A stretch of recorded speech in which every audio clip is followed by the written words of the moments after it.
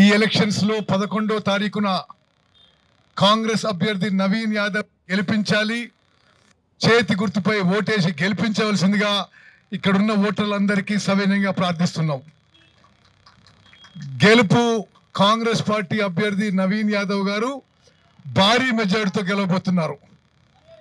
లేనిపోని ఆరోపణలు, పిచ్చి పిచ్చి మాటలతో ప్రతిపక్ష పార్టీలు తప్పుడు ప్రచారం ఖండించాలని చెప్పి మేము కోరుతున్నాం.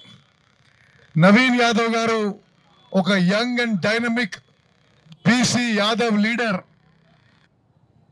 కాన్స్టిట్యున్సీలో గతంలో కూడా ఎమ్మెల్యేగా పోటీ చేసిండు. ఈ ప్రాంతంలో ఎంతో సర్వీస్ చేసిండు వాళ్ళ కుటుంబం. తప్పనిసరిగా అతను ఎమ్మెల్యే అవుతాడు. అతని ఆధ్వర్యంలో జూబ్లీహిల్స్ కాన్స్టిట్యున్సీ మరింత డెవలప్ అవుతుందని చెప్పి